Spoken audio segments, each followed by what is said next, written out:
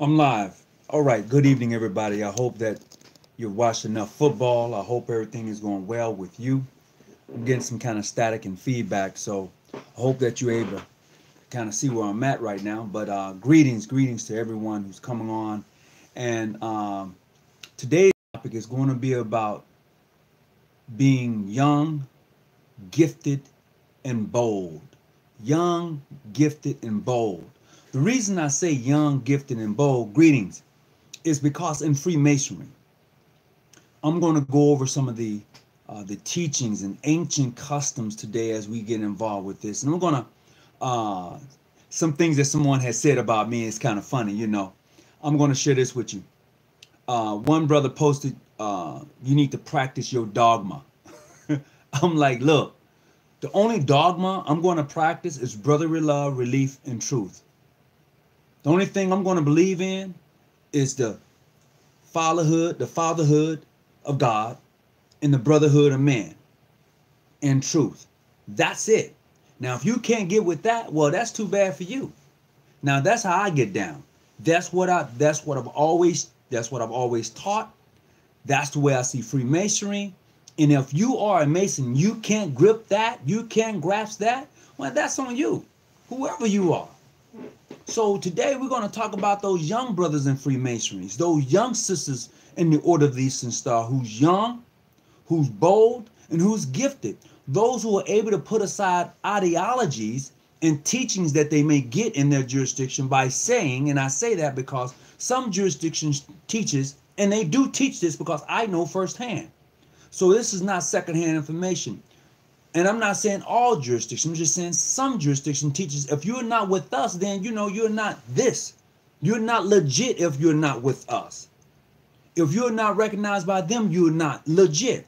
So I'm here to set aside that ideology to approach that teaching with the teaching of Freemasonry. That's what I'm talking about. That's where I'm coming from. I'm going to come from the point of teaching. What does Freemasonry teach versus your ideology?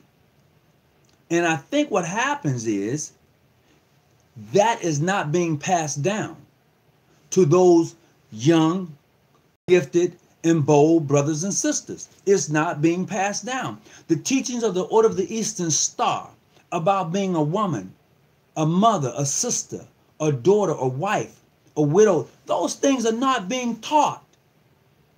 And if they was being taught, we wouldn't be having such a beef or a miscommunication or a onslaught of us talking about each other. We wouldn't have it if that was really being taught. If you're in your lodge and they're teaching you the core essence of Freemasonry and the Order of the Eastern Star, a lot of the issues that we may have and that we may be faced with amongst each other could easily be settled. And it's not about egos. It's about teachings. If I taught my son how to be respectful and how to appreciate the next person, regardless of our differences, but to appreciate them, because everybody has something to offer, then you can see the beauty in that person. But if all you're going to ever do is talk about that next person, then of course they're going to turn their back and keep going someplace else. And you never know what you may have missed out on because of your ignorance. So we're talking about ideology. We're talking about how can we actually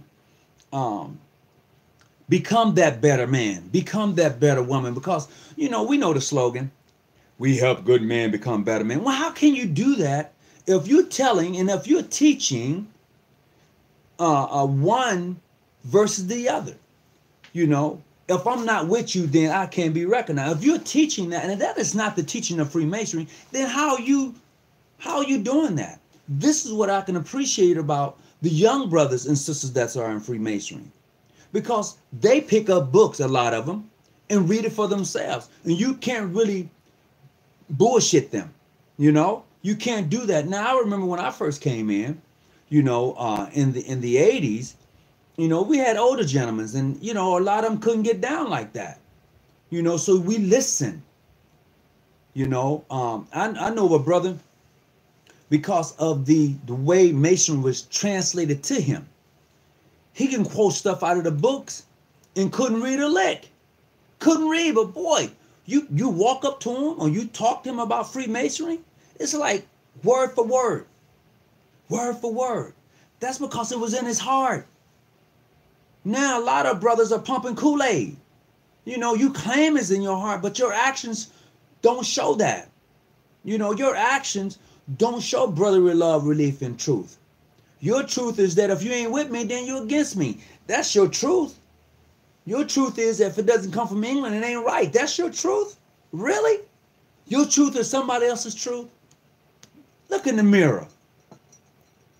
Look, sometimes we just have to look in the mirror daily to have a reminder about who we are as a people, as black people, period. And because this right here is all about us, period. And when I say us, I'm speaking specifically of the Black Mason, period, regardless of your jurisdiction. So I just would hope somehow, somewhere along the line, that we who claim to be Masons would exemplify that, you know, through our teachings, through our words, and through our deeds. And when you're able to do that, then you can attract people to who you are. You begin to become illuminated. This is what is being taught in the first degree of Masonry. But somehow that gets switched around because it tells you, as an apprentice, you are supposed to occupy your mind with useful knowledge. So what is useful knowledge? Those things that's going to help you create to become the better you. And along with that, you have working tools to assist you, symbolically speaking, because you are working on a building not made by hands. So you can erect that building to become a perfect stone, okay, that is able to be fitted into a temple. Because a lot of us are dying to get to heaven, but nobody really wants to die. You know, we like, I can't wait to go to heaven. Well, if you can't wait to go to heaven, go ahead and, go ahead and do what you got to do to get there. You know, really speaking. So, but when we take on that whole mentality of the concept of the apprentice and what they're supposed to be about, I think of my young brothers and sisters, of the Order of the Eastern Star and of Freemason. I think of them in their actions and what they're being taught in their various jurisdictions. If you're not being taught the core principles of Freemasonry, then you're not being taught. Oh, well, some brothers say, well, international, they do this and they do that. Well, you know what? International Freemasonry has been around for a long time. Now, it is said that they got started, how they got started, and they're not really Masons based upon the way they got started. Who am I to say that? I mean, literally speaking, who am I to say that international Freemasons are not practicing Masonry? The philosophy itself. Who am I to say that? I mean, really, their system may be a little different, but the principles of Freemasonry, if the principles are being taught, if the initiation is that which they proceed to go into is being taught, then who am I to say, well, you know what, you ain't right because your system ain't right. It's not my system. And that's the thing. We need to get out of this thing. Systems have done black people a grave danger. It has done us a grave danger. And we have found ourselves taking on other people's systems. We need to invent our own system. And it's not like we can't do it. It's not like we haven't done it. But we take on other people's systems and take that system and use it against ourselves. Just look at us. This is why it's important that if you're going to become a Freemason, if you're planning on becoming a Freemason, if you have an application in to become a Mason, you must understand that what you're getting involved with in its ideology and its teachings. So if you can't get with that, I don't know what to say for you. If you can't handle the fact that other people belong to various jurisdictions and are teaching the philosophy of Freemasonry based upon that which they have received, and you don't like it, I don't know what to say for you. You're going to become a conquered organization. Because I would say this because of my own experience, that which I've actually done, is that my friendship, my visitation with International, with Modern and Free, okay, with PHO, with various ancient, free, and accepted Grand Lodges under the Marquis John G. Jones. With that being said, I'm not limited in where I can go and where I can visit. See, here's the thing. People talk about recognition and visitation and things like that. If your door is closed, right? If your door is closed to only those that are around you, then you don't know what else is happening on the outside because your door is closed. But if your door is open and people are able and are welcome to come and to sit, then that's a whole nother story. And that is the difference that I find with various jurisdictions, period. Some jurisdictions like, no, I can't have that conversation with you. No, you can't come visit my lodge. No, you can't. And then some jurisdictions are like, yeah, man, if you are here in this state and you want to, yeah, of course you can. You get past the Tyler, somebody vouches for you. Those are the protocols that we have in place. Yes, you can do that. Every jurisdiction have their own protocol and procedures in line for visitation. Okay, but the young, the gifted, and the bold are saying, look, we're in this thing together. One day we're going to have to realize who we are. And until we do that, then we're going to forever be at odds. And that's the craziest thing. Yes, bylaws must be adhered to. And I'm not saying that they shouldn't. I'm saying that in the totality of Freemasonry, it says brotherly love, relief, and truth. It says that one must the fatherhood of God, the brotherhood of man, right? And truth. That's what it says. But we put up bylaws. We put up protocol and procedures. We put up walls. That's what we do. Jurisdictions do that. And when we do that, then we miss out on Freemasonry. We miss out on that which we say we are a part of. That's what we do. Including my jurisdiction. We have bylaws, constitution, and, that sort of thing, but it all depends on how it's worded. That is included too. So as you said, yes, you must adhere to your jurisdiction bylaws, your jurisdiction constitution. Yes, sisters, yes, brothers, please do. In the overall picture, though, are you teaching Freemasonry? Are you teaching your apprentices to be industrious? Are you teaching them to occupy their mind with useful knowledge and then take and apply that?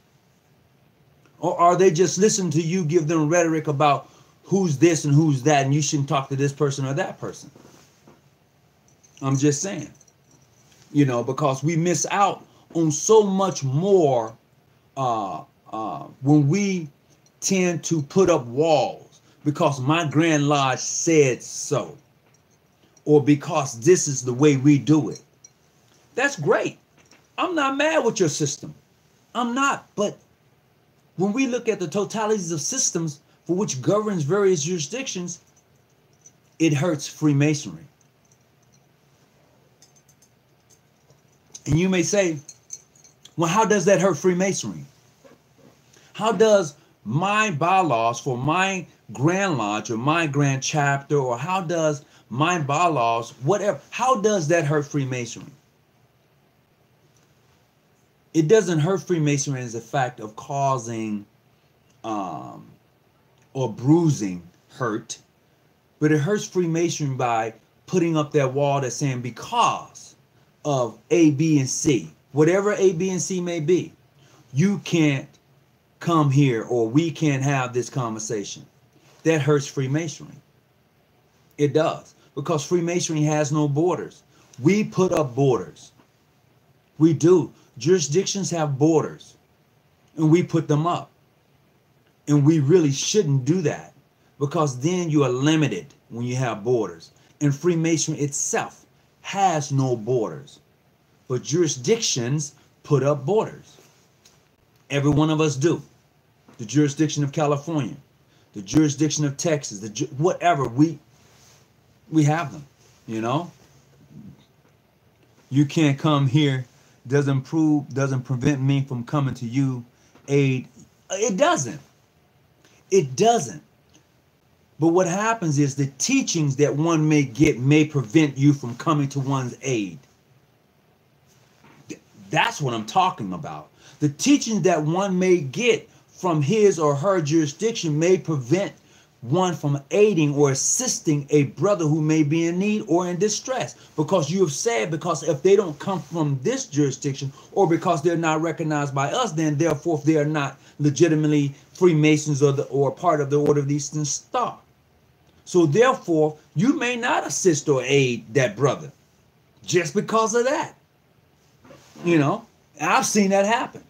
I have seen it happen. It shows sovereignty shouldn't.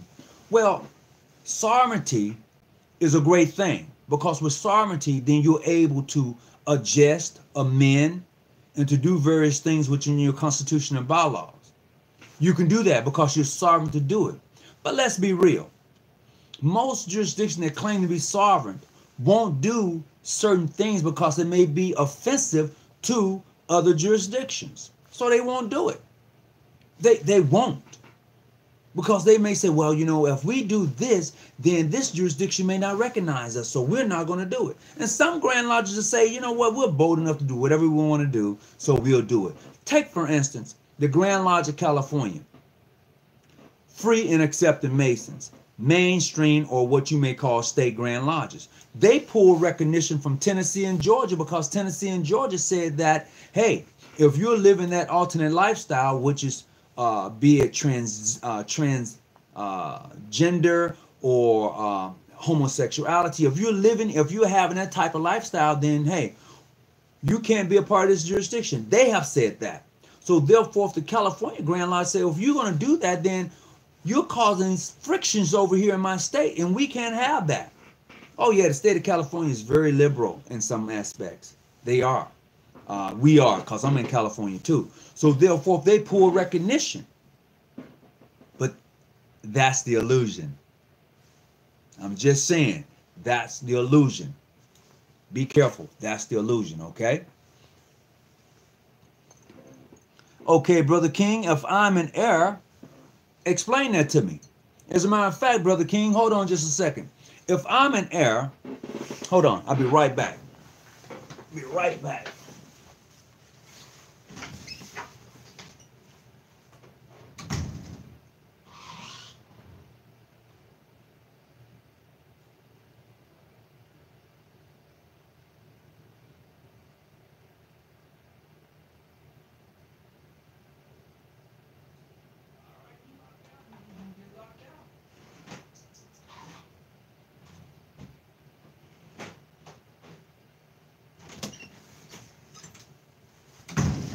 Okay, Brother King, if I'm in error, and I don't mind, you know, having that conversation, hit me up, 619-286-0642.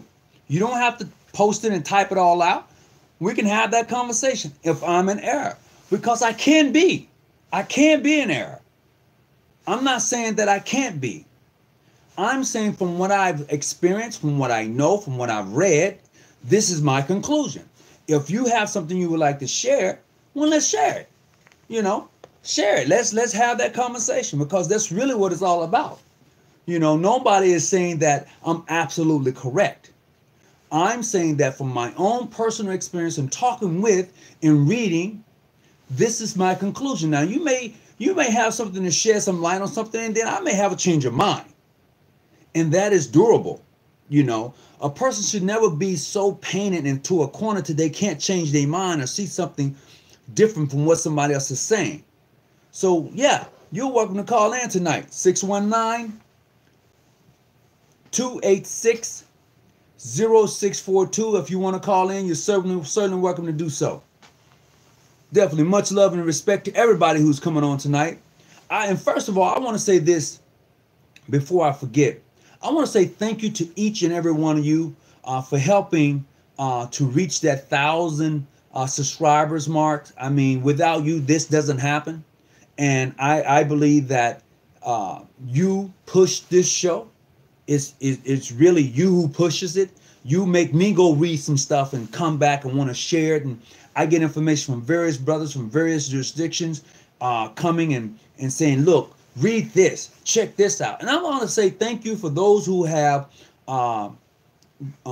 actually not only subscribed, but became members of the John G. Jones Research Lodge. So for those of you who have sent in your membership for John G. Jones Research Lodge number 147, I want to say thank you. Those certificates and membership cards will be going out this week.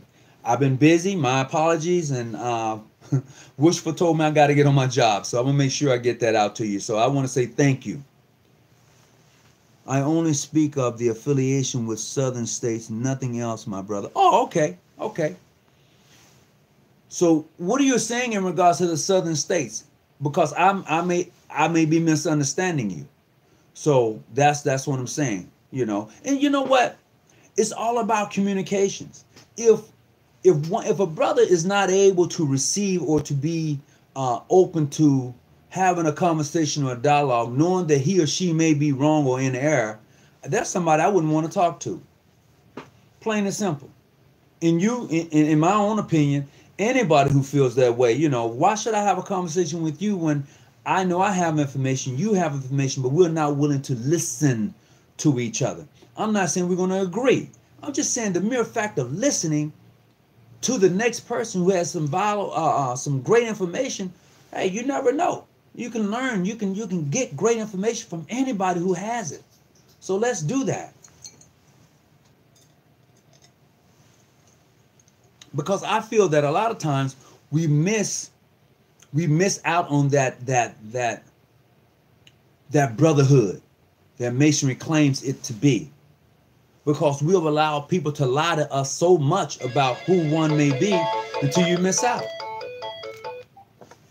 Hello? I'm all right. Who am I speaking with?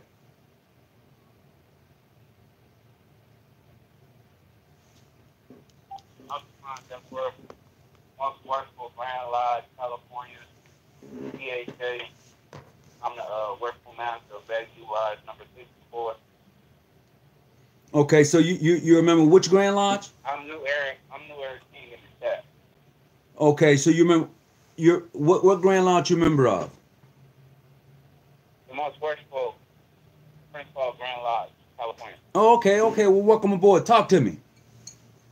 Oh no, I just was saying as far as I didn't want you to feel like everything was in the area. You was making a lot of sense, and I find it unfortunate how things are when it comes to the lettering and the dividing and the whole thing. But there's always history to certain things like that. And, Okay.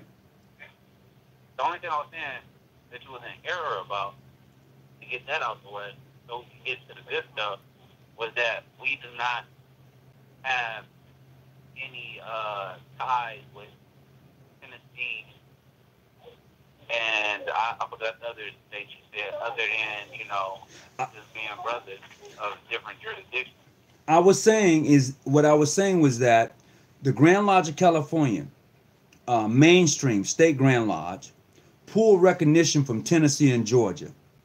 And I said that based upon the conversation that I had with brothers from yesterday as we sat down and had lunch together from the Grand Lodge of California. And we had a candid conversation. And they said the reason that they pulled recognition from Tennessee and Georgia, Tennessee and Georgia, was because the Grand Lodge of Georgia a few years back put edicts out stating that if you were living this type of lifestyle, that you would be expelled from the Grand Lodge. And what happened during the conversation between the Grand Masters, the Grand Master of California told the Grand Master of Georgia, you're causing frictions in the state of California. Because like I said, the state of California is pretty liberal about some things. And the Grand Master from Georgia said, well, I see that you have a problem. And upon that reaction, California Grand Lodge said, okay, you know what? we will pull recognition from you. And they did that. That's based upon the conversation I had with members from the state of California Grand Lodge yesterday. Right. And, you know, these can be misleading or misunderstood, what I'm attempting to do at the moment. So we'll have to touch on that on a later basis. I'm definitely going to refer back to the brothers from the Grand Lodge and see what they got to say. I was looking for my book, you know, that has all that information. Uh-huh. And I'm having trouble finding it. Right. So, and I'm going to tell you, when I said the illusion, because the Conference of Grand Masters for North America, which consists of all mainstream Grand Lodges, they still hold their meetings yearly. In the Grand Lodge of Tennessee and Georgia, the Grand Lodge of Tennessee and Georgia still participates. They still go. So that's why I said that's the illusion. You know what I mean? Yeah, matter of fact, we got a Grandmaster's visit on the 19th of this soon. I could definitely, you know, find out. I was looking for my book because that was easily assist us with this. And, you know, rather than me just talk off my words, I could actually give you what is written. Mm-hmm. And that helps in the situation rather than hearsay. But, like I said, we can revisit that. Yeah, that's no problem, brother. I mean, but this is the basis for the show, and this is why I entitled the show Being Young, Gifted, and Bold, because there are some bold brothers in these different jurisdictions who are saying, look, why do we have, what is preventing us from really fellowshipping? Because if you tell me John G. Jones is doing that, John G. Jones is dead. If you tell me, well, your paperwork ain't right, well, I could tell you or say all jurisdictions have had some issues with their paperwork and it's not quite right. So in saying those things, I'm not saying it has to be in a title lodge setting. I'm saying there needs to be a start of conversations between us and the various jurisdictions. Well, to be honest, I like what you were saying, and just to add to what you were saying about, how can I put this? Back way when, a point in time in history, because a lot of the members, the older members, their parents were four-letter Masons. Uh-huh. And the reason being is because at one point in time, Prince Hall said if you could not read or write, you could not be a Prince Hall Mason. So a lot of brothers have went to four-letter organizations. Like you said, it was in their heart. They were able to do masonry. They just couldn't, you know, read what was needed in the rituals and things of that nature. Mm-hmm.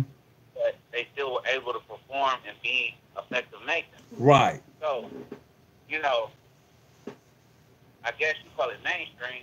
You know, some people call it regular, whatever.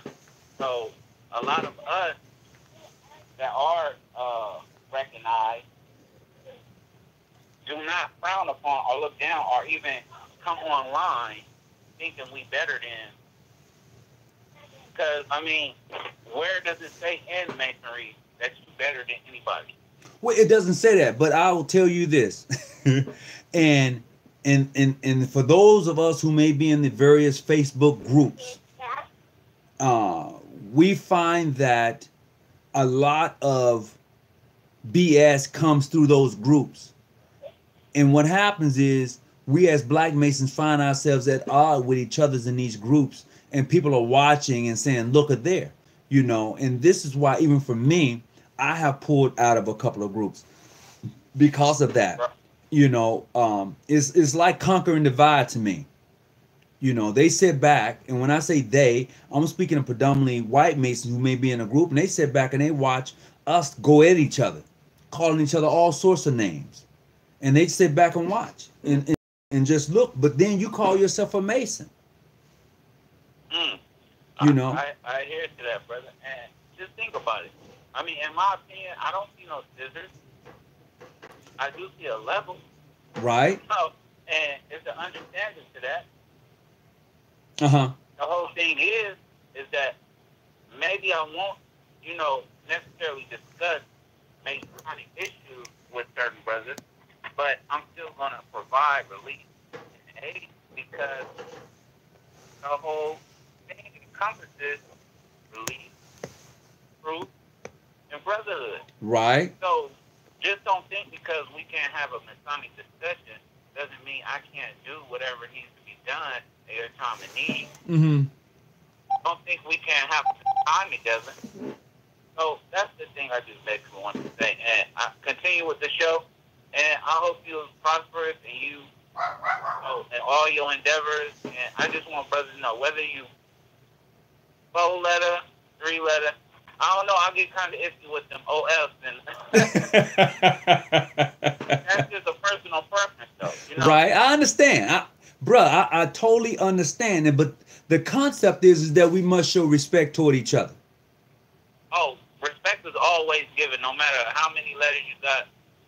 Respect is always given because you are a man and, the golden rule, and it's a brotherhood in man and a fatherhood in God. And those are things that we should always be beacons of light, regardless of whatever, stereotypes or stigmas are out there. Mm-hmm. It shouldn't conform you from doing your natural duty, the duty that the Most High has given us to do. So that right there alone should let anyone know who has gone down this path or is seeking this path to do, basically you could sum it up as the golden rule, in my opinion. Well, that's absolutely correct. The golden rule is there. It's just, for those who want to really partake and really see it for what it is. So it was a pleasure, my brother. I'll let you continue on. I'm glad we got that out the way. And, it's always a beautiful thing when brothers will be in harmony. Oh, for sure. So, but this is what the show is all about. And I appreciate you calling in, brother. I really do. Okay, you take care. All right, later. So I think that was Brother King. So I want to thank Brother King for calling in and kind of explaining that what he was trying to convey, and it didn't quite come across that way. But now we have that out the way. So let's get back into this thing. And I seen somebody posted that Masonry only has 3 degrees. Masonry does have only 3 degrees. However, when you are there are many auxiliary or branches to those 3 degrees, and many doors to those 3 degrees. Now, hear what I'm saying. When I say there are many branches and many doors to those 3 degrees, you have the Inter-Apprentice, Fellowcraft, and Master Mason. That's the basic construct of Freemasonry. But I will tell you this: if you're not a Royal Archmason, and they said that the word is a substitute word, right? If you're a Master Mason, you know exactly what I'm saying. So if the word is a substitute word, then when you proceed into the appending bodies, it tells you that now here's where you find the word that was lost. I'm just saying, that's what it says. So we who are Masons, be it whatever jurisdiction you are a part of, then we must continue to search. We must continue to illuminate. And if you can't do that, then I don't know what to say for you, because I know a lot of times brother told me, I read a post, the brother said, man, you can't spell. And what's your point? But, because I know a lot of successful people who can't spell a lick. I do. I mean, I'm not afraid of my weakness. A person who is afraid of their weakness is afraid of living. If you are afraid of your weakness, whatever it may be, you are afraid of living. Oh, I'm afraid of snakes. Okay. So if you and a snake was in a room, who you think gonna survive? You or that snake? Come on now. We can't be afraid of our weaknesses. Man, if you don't be quiet, put you out in the cold. I'm sorry about that. But anyway, And that's how we should look at it. That's how we should see it. That's, you know, and I wouldn't, like I say all the time, I encourage every brother, every sister, please, whatever you're doing, read your material, read your OES book, and get involved with those things. Because let me tell you, the beauty about the OES is the mere fact that you go through the transitions of life through the labyrinth. You go through the transition of life through the labyrinth. So if you are a young lady and you are a sister, okay, you become that mother. You become the daughter. You are the daughter, okay? You go through that transition and through that labyrinth, and it teaches you those lessons. And that's the beauty of the Order of the Eastern Star. And within that, as I've always said, you find that brother Mason with that compass and square and that apron with the flap up. It is all there. The ideal is seeing it because it's right there. It is right there. When you set up the chapter of the Eastern Star with each one of those chairs representing a point, okay? Within that, you have the altar, right? And there lies the VSL. The point of the matter is within that, and I've said it before, you have the compass and square. And as a matter of fact, I'm going to draw it out for you and show it to you. Should I? No, I ain't going to do that. I ain't going to do that. And then I'll just be giving away too much. It is up to you who have been initiated into this rite to go and see this for yourself. Because for me to draw it out and then show it to you, as I did that, and the brother said I'm just doing too much, I pulled that video. But that's the beauty of teaching and trying to get the word out and trying to get people to see this thing we call Freemasonry in the Order of the Eastern Star, and how beautiful it is when it's practiced correctly. That's what I want you to see. That's what I want each of you to experience. You know, the essence of the initiation process. And then when you get there, they said, behold how good it is for brother to dwell together in unity. You read that whole thing, and then as a member of the Order of the Eastern Star, you talking about Matthew. I've seen, you know, we grasp that. And then you break it all down, and when you break it all down and understand how to apply that to your daily walk in life, it's a beautiful thing. And especially when you're into apprentice, gathering all of that useful knowledge and applying it and pushing forth. You know, you're no longer in the darkness of what we would call a profane, or someone who doesn't really know Masonry. But now you've enlightened to that first degree of Freemasonry. Yeah, you may sit over on that other side and watch and learn. But pretty soon you're going to begin to transcend, you know. That is the beauty. And that's just like when you are initiated, you begin to walk the path of the sun. If you know anything about your initiation as an inter-apprentice, when you come in through those pillars, you begin to walk the path of the sun. And you realize that when you do that, that altar, that dot in the middle of the lodge, along with the parallels of the two pillars, you are traveling the path of the sun. As the sun rises in the east and sits in, that's what you do. That's what you do. We did our public installation Friday. It was a beautiful thing. And I want to send a shout out to Wing Shop. Wing Shop brought us, man, let me tell you, the beauty of the installation is gorgeous. It's beautiful. If you've never been to a public installation of officers, you really need to do that for your jurisdiction, your lodge, and you need to go and see it for yourself. It's beautiful. But when you have a company like Wing Shop here in San Diego, who just said, you know what, Brother Hawkins, we're just going to donate all your food for you. They brought it, they set it up, they donated everything, man. The families that was there, the brothers and sisters that came out, it was a nice time. I want to send a big shout out to the past Grand Master of the Hispanic Grand Lodge in North America for coming out and supporting us. He's an honorary member in our jurisdiction, and he said that him being an honorary member that he felt it was his duty to come and participate in the public installation. And we had an awesome time. And I want to encourage every lodge, every chapter to do a public installation. It's beautiful because then your family gets to see, you know, your Masonic travels. You know, they get to see that and they get to enjoy the thing that you enjoy. If you always tell me I'm going to a lodge meeting, I'm going to a lodge meeting, they never, man, it's beautiful. So please encourage your jurisdiction to do just that. Yes, Michael White. Gotcha. Brother Adams, welcome aboard. So that's what we need to take on. So let's look at the young, the bold, and the gifted brothers and sisters, those who are coming behind us. Like I'm considered a senior now in this thing called Freemasonry. I've been in it now going on 32 years. So I'm a senior type of guy, you know. But the vision that ones have should precede them.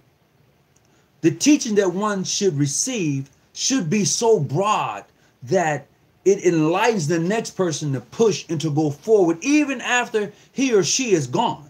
That grand matron, those worthy matrons and associate conductors and sisters that are on the point, their teaching should be in such demand and in such a, they teach should be in such a way to the next sister who comes in. She sees that passion that they have, and they want that same passion.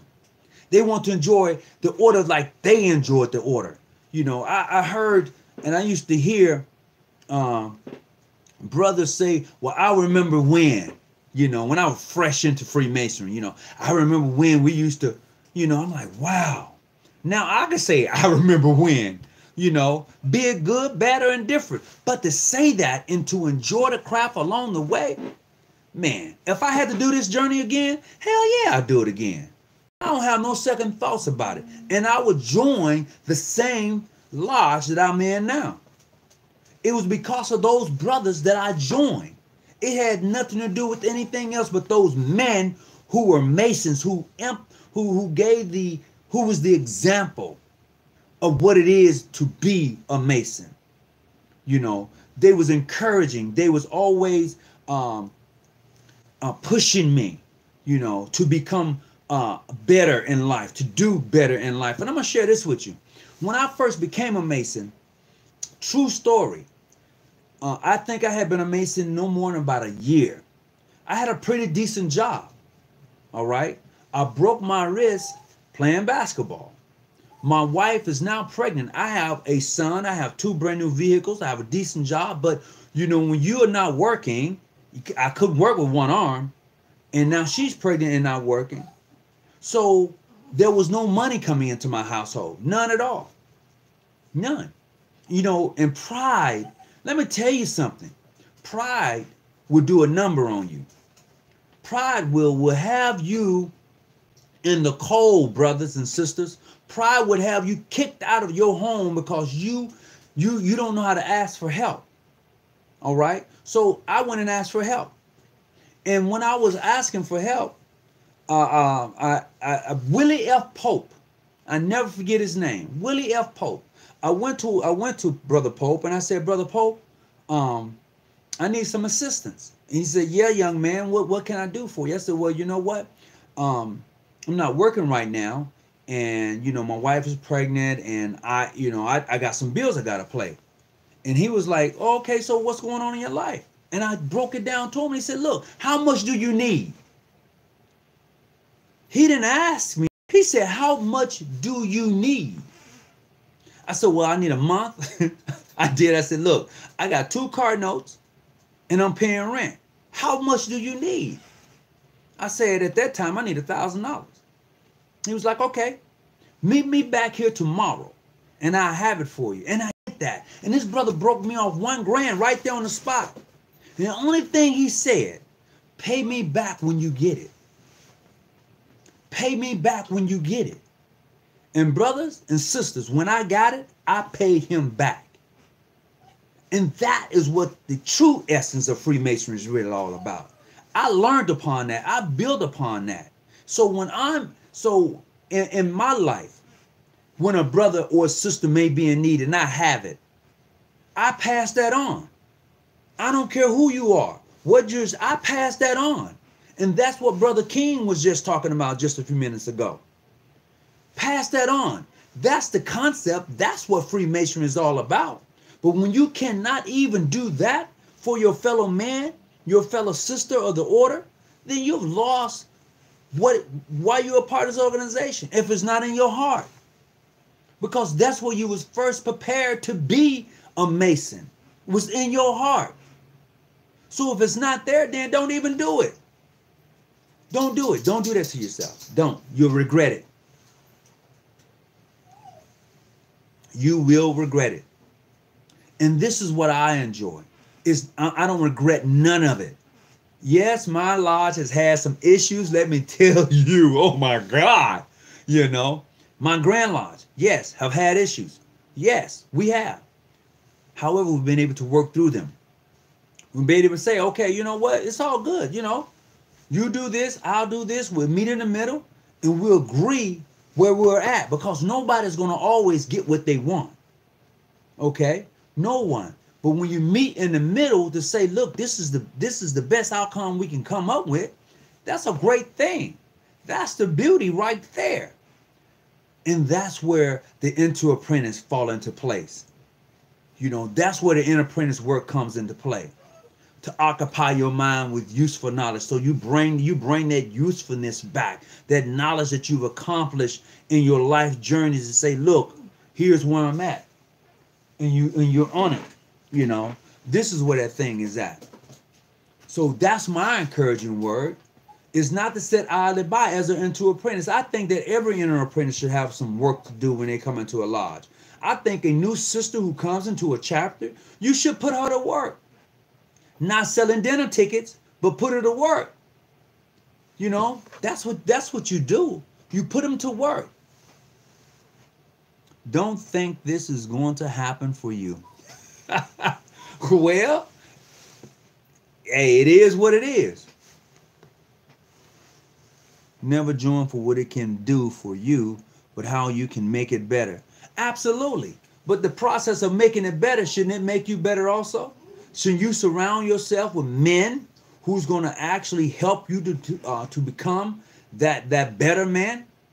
Shouldn't you do that? Shouldn't that lodge you're a part of really as a young man, or even as an older man coming into the fraternal order, give you those tools that's going to help you to become that better man, because you're already that good man. I tell you what. The person who becomes a Mason or a member of the Eastern Star, they're really already doing the work. They are. The legitimate person who becomes a Mason or an Eastern Star is already doing the work. They really are.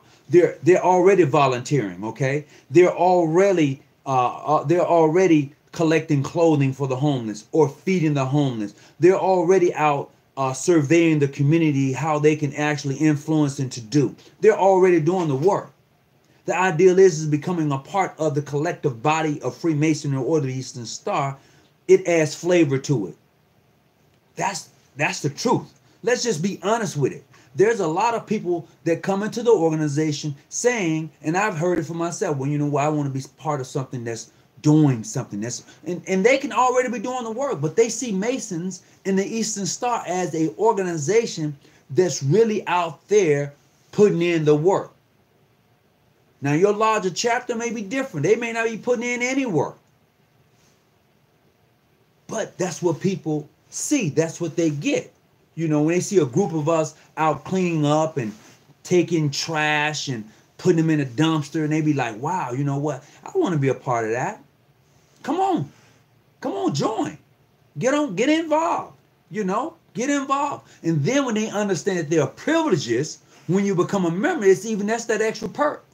In my opinion, that's the extra, you know, because I can't say whether that gentleman, Brother Pope, I can't say that he would have done that for anybody else, because I was new to the organization. So I can't say he did that for anybody. I can't say that, but he did it for me. And in doing that for me, it taught me a valuable lesson. Pass it on. Do the same. Be the example. And I couldn't help but become the better man because he was the example. You know, my past grand matron, Kim Crenshaw, God bless her soul. She was the example of a true Eastern Star. Jeannie Bowens, right here in San Diego, California. Bless her soul. She's still living. She's the epitome of an Eastern Star. She is. I mean, this lady is one of the most calmest ladies out. She's calm. I mean, you know, I'm not saying things don't get next to her. I'm just saying the way she handles it, is like, wow. It's that way. It's that way. Wow, I'm gonna get rid of this.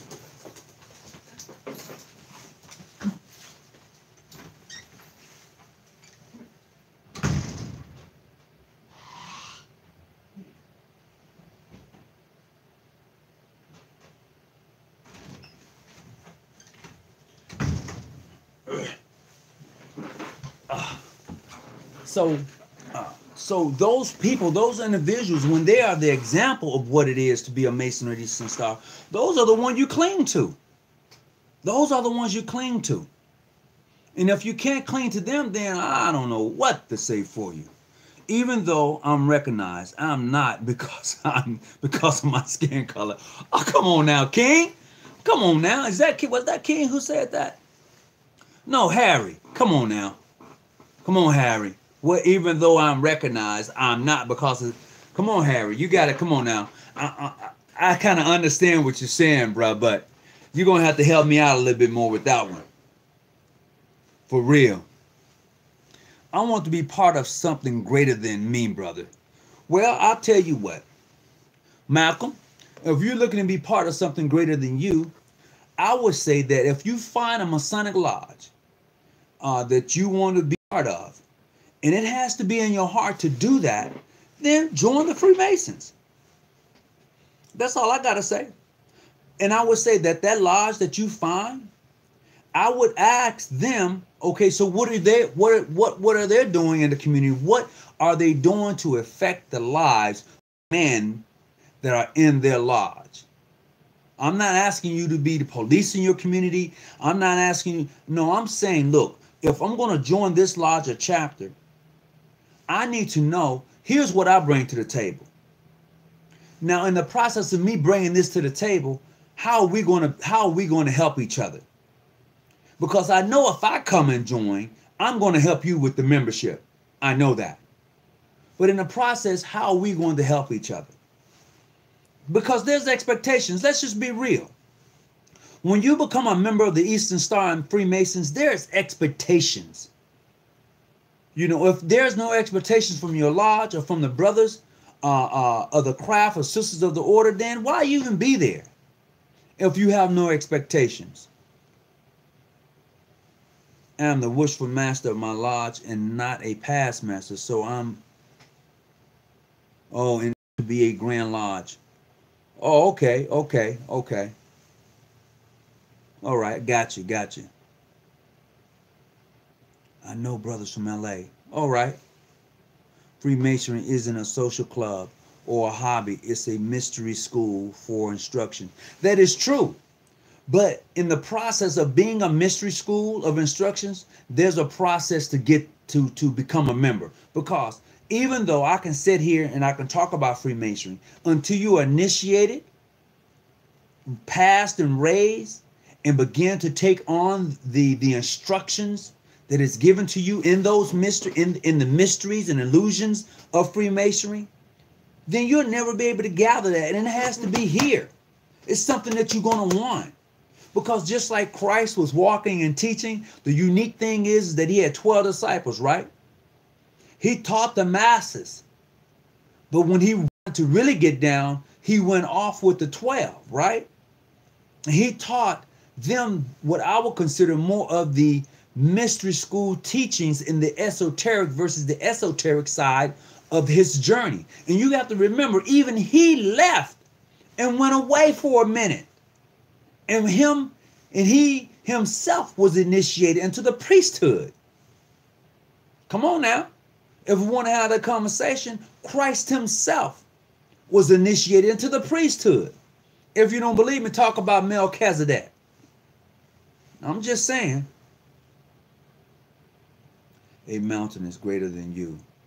You have to be more specific. Okay. Brother Henry, you're going to have to be more specific too. No, New King. I kind of lost that when you said a mountain is greater than you. You have to be more specific. I missed that. I appreciate that.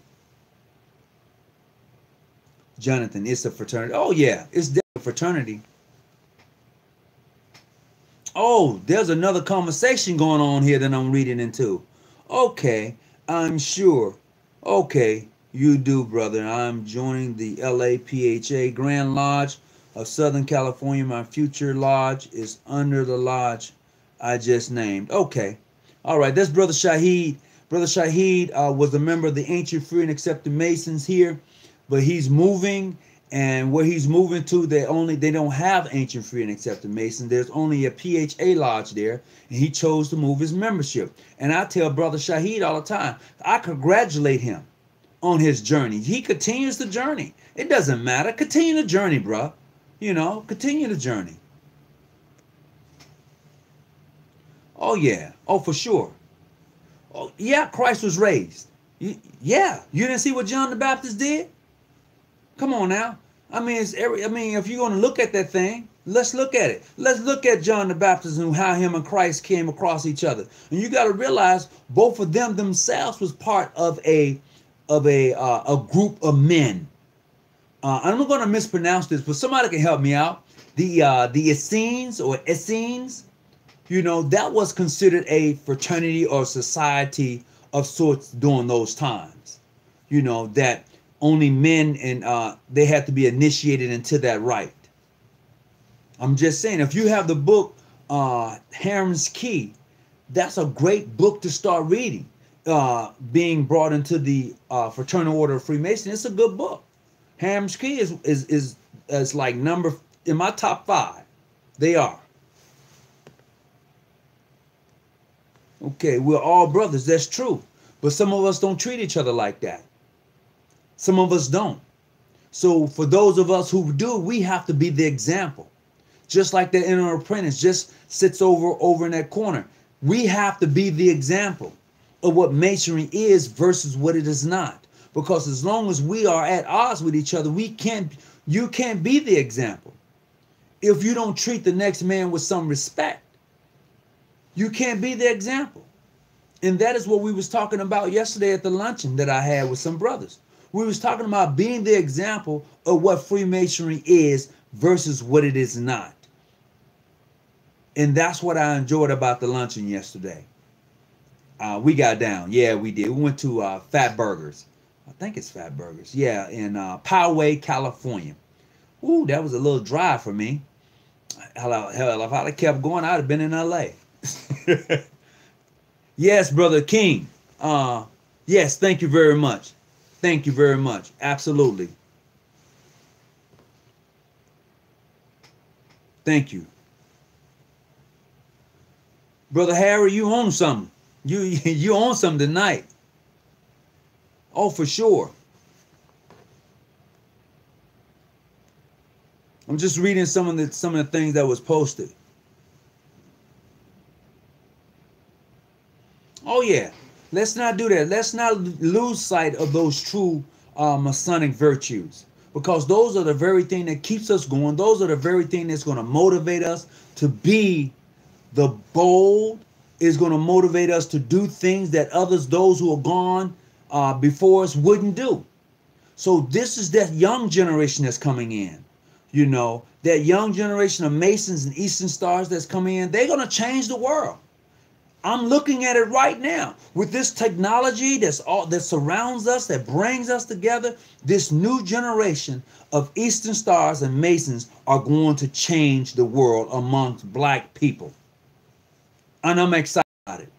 I don't care what you say or who you say it to. I'm excited about these new brothers and sisters that's coming into the organization, because they're bringing in technology. They're bringing in their ability to really assist and aid that chapter, that lodge, become that better chapter or lodge. They're doing it. We just have to equip them to do it and give them the okay. We can't just sit by and hold and pull them and say, "No, brother, you can't." No, we have to be able to say, "You know what? We've never tried that. You good on the computer? You do it." We can't sit. We can't continue to pull the ranks. Well, you ain't been here long enough. No, you're killing the movement. Don't hurt the young people who are coming in, who really wants to enjoy the organization, who wants to push forward the organization. Let's not hold them down. Let's pick them up. Let's push them forward. And I think when we do that, that we really are going to see this organization as a whole survive the onslaught of a whole lot of things out there. You know, you guys are an occult, you're devil worshippers, you do all sorts of things. This new generation of Masons and Eastern Stars, yeah, they're different. And I can enjoy them. And I like what they bring to the table. And I enjoy everything about them. You know, the way they do their work is totally the way I did it differently when I came in. You know, when I came in, we didn't talk about the esoteric and esoteric side of Freemasonry. We didn't. It was like a spook thing. But now that's so wide open. I'm giddy in that, because I was like that in the beginning, but because those members who was in my lodge, I was in their lodge, or in the lodge at the time, they wasn't having that, man. Come on, let's be honest. The older members wasn't teaching that. They were not. They're teaching you the basic constructs of Freemasonry. But beyond that, that's all you got. I'm okay. I'm speaking just for my jurisdiction, my lodge that I was a part of at the time. But now, oh my goodness, I got brothers in there that brings lectures at the meeting. I'd be like, where'd you get that from? I never looked at it from that. Oh, Brother Hawkins, such and such and such and such. And I'm like, damn, really? You know, my past master, Eric Sutton, he be bringing stuff to the lodge, and I'd be like, bro, look, let me tell you something. Brother, it's in the book. Read it. And he takes me directly to where it's at, and he breaks it down from a whole nother point of view. I ain't mad at him. I'm not. You know, it's just another learning process for me. It's just something more for me to take on, because a lot of times we don't get it. Count hope they bathe the goat for you and your cable toe. Boy, you crazy. Oh my goodness. You know, so as I get ready to shut this down tonight, I just want to as we enter into this new year, I think we're in our second week of the new year. Please, brothers, be bold. Please, sisters, be bold. In what you're doing for your lodge, for your chapter. Be bold about it. Don't just sit in the background and be afraid. You know, we as Masons, Eastern Stars are bold people, leaders in your community, leaders, period. You know, there was a time that Masons in the Eastern Stars, they was born leaders, you know, and I believe that's still to be the same thing, regardless of your jurisdiction. I think we are some born leaders, and we go out and we create and we do things that's going to help the next man become the better man. Be it an Eastern Star or Mason, that's me. That's the hope. That's the dream. That's what I see. And I want to encourage every brother, every sister to be as bold in your journey as a Mason and Eastern Star than anything else. Be bold about it. Don't be afraid to go to other jurisdictions and speak and talk and go to their conferences if it's open for the public. Don't be afraid. You know, don't be afraid to travel. If you tell me you're a Mason and you never travel outside of your own circumference of your jurisdiction, then what are you doing? If you tell me you're an Eastern Star and you never went and visited another chapter other than your own, what are you doing? You know? Because I've noticed that every chapter don't do things exactly like the next chapter. Every lodge don't necessarily do things like the next lodge. There are some fundamental differences when it comes to doing little things. and you might be able to learn something. But if you don't get out and travel, you're not. If you don't go see for yourself, you're not. You do what you've always done. Sit there in that chair over there and say, yeah, vote like Masons, vote like Eastern Stars, do this, do that, yeah. But you never experience the joy of the fraternal order. Let me see. No, I take that back. You can experience the joy of the fraternal order around your own. You can, but you don't experience the joy of visitation or the joy of seeing and doing something a little different than you've always done it. How about that? Count cookies. Yes, sir, my future brother. There's a lot to learn, and trust me, you will have all the time in the world. Oh yeah, for real, that is true. Fear is false, evidence appearing real. Co-creates, we need each other. Oh yeah, no doubt about it, Brother Malcolm, we do. We do need, no man walks alone. Christ had 12 disciples, the Lone Ranger had Tonto. Okay? And you was born with a mother and a father. No man walks alone. Period. We all need each other. Nimrod. Oh, for sure. Thank you. If that was for me, you said count cookies. Oh, okay. All right, count cookies.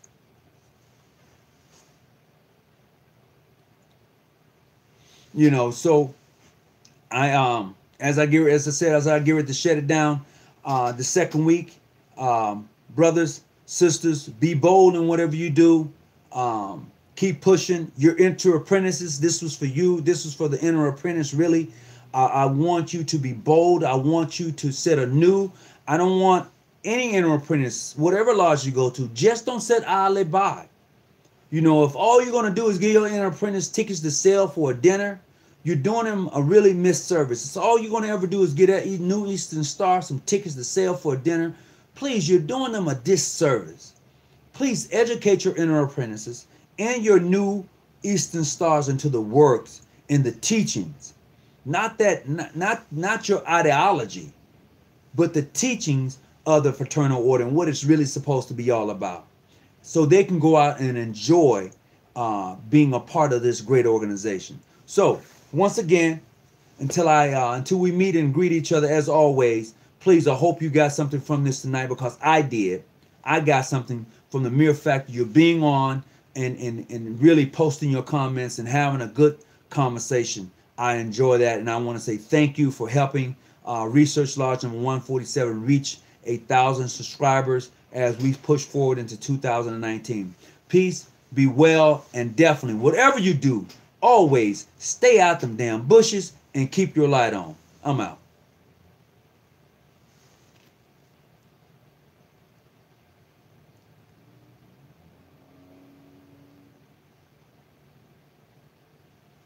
Wait a minute. Hold on. All right, Brother Adams. I was about to leave until I read that last post, bruh. You said research for yourself. You would discover. Oh, okay. All right. I appreciate that. Research for yourself. You would discover that you were told is completely false. Read it for yourself and ask questions. Brother Adams, you're absolutely right. You're so right. I was about to sign off when I saw that. I was like, okay.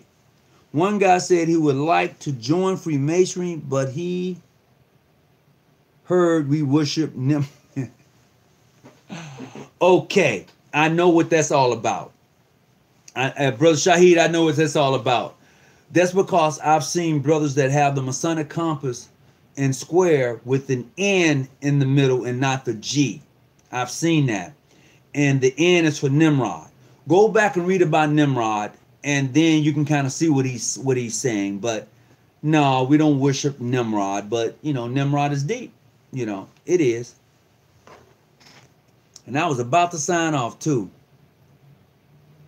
Oh, that brother said, if you don't worship Nimrod, then who do you worship? You want me to answer that for myself? Or anybody on this page can definitely answer that. I was about to go, but y'all didn't turn the heat up. So let's see about this fire you done already lit up under me tonight. So I don't worship Nimrod, okay? Now, when you say worship, I'm cut from a different cloth, and I'm not a Christian. So when you say worship, no, that doesn't work for me. So I never said I didn't believe in deity. I just said that I wasn't a Christian. So we can have some clarity on that. That's for me. Now somebody else may be a little different, but that's the beauty of Freemasonry. Nimrod was evil in the Bible. Okay, all right, got that. Anybody else want to tackle that one on Nimrod? That may be a show to do on Nimrod, you know.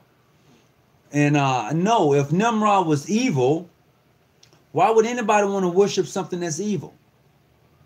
You know, and if you really want to get down with it, did God not create everything?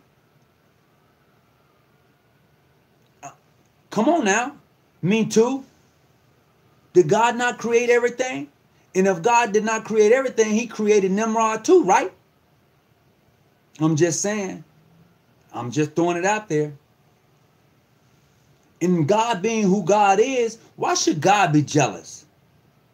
Why should God be jealous of who you worship when God is the it factor?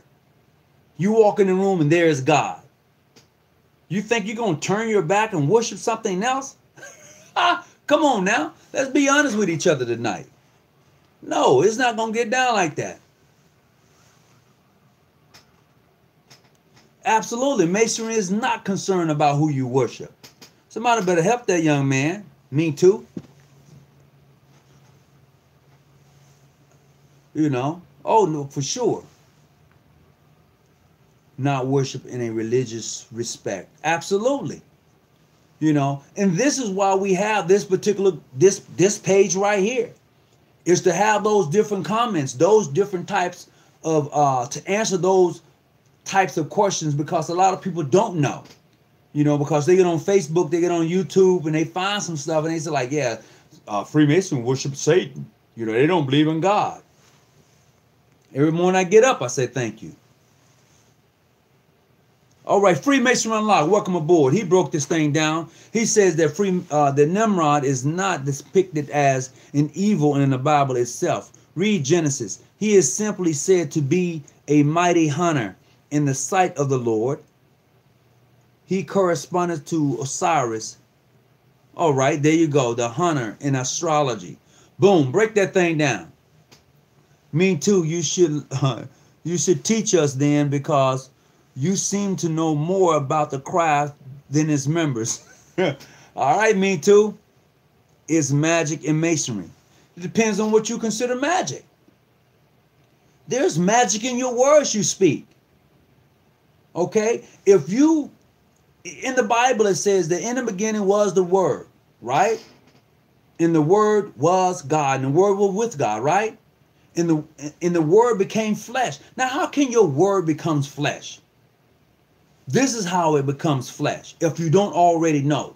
When you take the very thing that you speak about and bring forth into existence, your word becomes flesh. If I look at a building, if I look at a land, and there's nothing on the surface of the land, and I say, wow, a building would go great right there.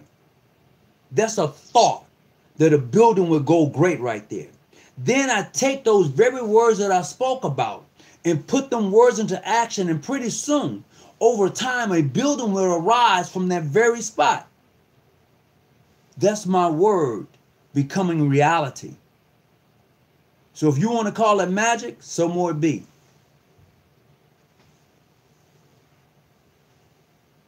I've done a lot of studying and reading. I will admit it was nothing what I expected. Oh yeah. Masonry goes back to Osiris and the Holy Trinity. Okay, what is the Holy Trinity, me too? I'd like to know, what do you consider the Holy Trinity? Life and death is in the power of the tongue. Yeah, it is. Life and death is in the power of the tongue. To be able to create your reality is in the life of the tongue, is in the tongue. So all of it is there. The Lord of the Spirit is given to all and judges all. For we can trace when our exactly twos are arrived, our hands and our thoughts. All right, that's what I'm talking about right there. Malcolm, put it on them.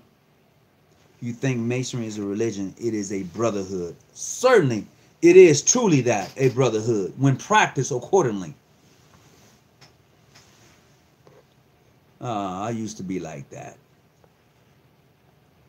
The God that put the sun there, you think?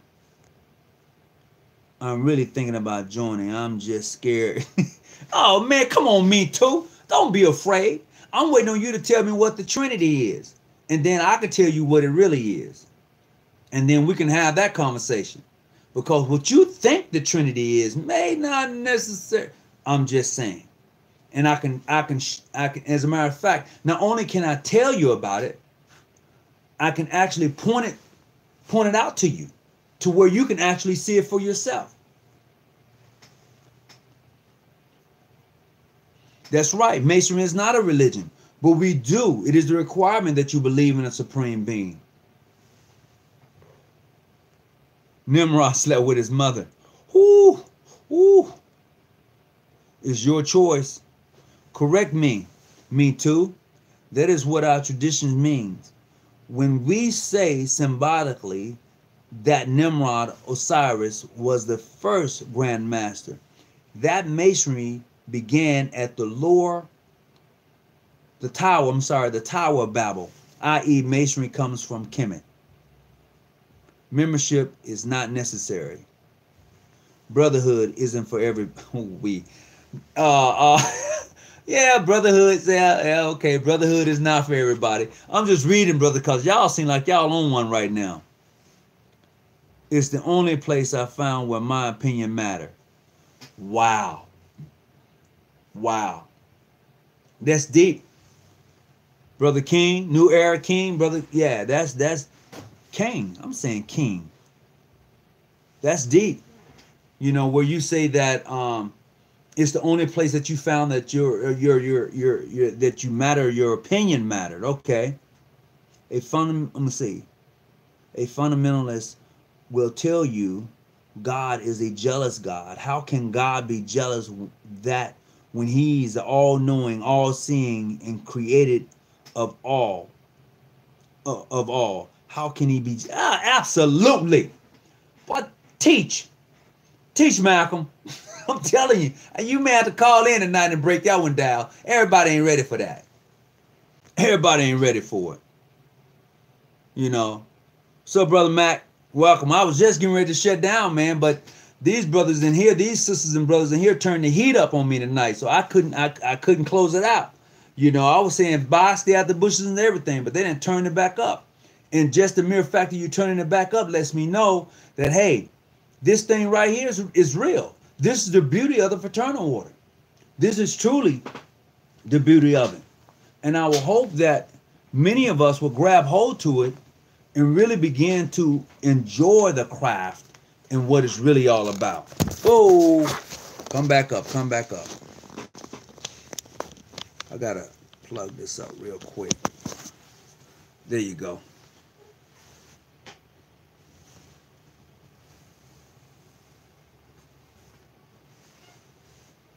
Yeah, I just froze for a second. I had to do something, so it should flip over. I think I'm sideways. So, but yeah, we got some work to do, but that's okay too. You know, that's okay too. Man, y'all putting it down tonight. Greetings, checking in. What's up? If Jesus is God, then God spoke in the Bible. Oh, come on, Jesus! Look! Me too. I'm gonna say this here. And if any other brother or sisters here, and if what I say you perceive to be incorrect or in error, let me know. I'm going to say this here. The words that are mentioned in the Bible, the Bible itself is inspired. Okay. Those who wrote the Bible was inspired to write the Bible. never met Jesus. Never met him. They never met him. If you don't believe me, go do your own research, begin to read for yourself, and you will find that those who wrote that book never met him. They wrote about people who did meet him, but they didn't. They didn't. Did Paul ever really meet Jesus? Did Paul really walk with Jesus? Somebody help me with that one, because I come to find out that he didn't. They wrote about the 12 disciples. The 12 disciples wrote. I mean, come on now. I mean, no. If somebody can change my mind and point me in another direction, I'm open. I'm definitely open to that. I need to move this over a little bit more. I'm definitely open to that. What else we got here? Okay, God can be jealous if his own creation love idols, but at the same time, God can change the man's heart, but that will not give him free will. Brother, who's that? Brother Finley, I'm going to agree to disagree only because if I created something, I created it, and the thing that I create don't worship me, I shouldn't be jealous. I already knew it wasn't going to do it. I'm the all-knowing, all-seeing. I'm the it factor. I already knew what it was going to do. So if I already knew it, then why be jealous of something that I already know? I already know it. I already knew that when my kids became a certain age, they was going to leave home. I knew that. So why be mad at my kids when they said, Dad, you know what? I've been here a long time. I'm going to get out on my own. Okay, go do it. That's what I'm saying. Jesus isn't God. Whoa. Now, you're going to ruffle some feathers with that.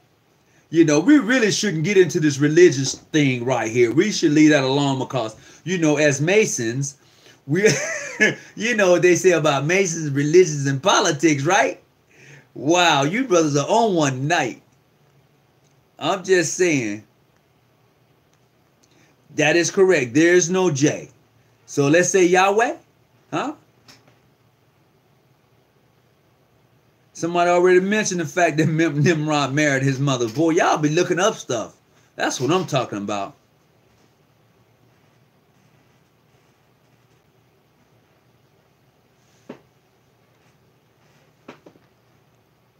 Little brother Shahid, he's sending you a shout out.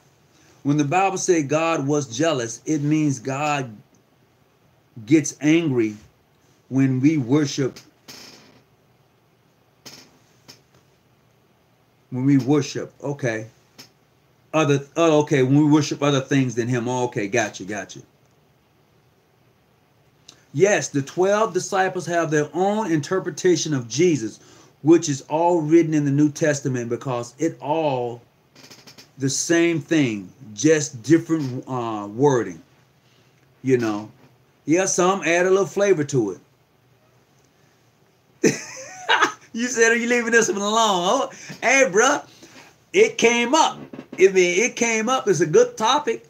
The ideal is that we must be respectful of other people's posts. That's all I'm saying. And so far, everybody has been respecting other individual posts in regards to this particular conversation because it took off and went that way because that the individual Me Too had questions in regards to being a Freemason, in regards to what's that's all about. And I just want him to know, don't be afraid. Don't be afraid, you know. As a matter of fact, he should join and really begin to enjoy the craft. You know, that's what I'm talking about. Join and become and really begin to enjoy the craft. Oh yeah, this topic is pretty interesting right here.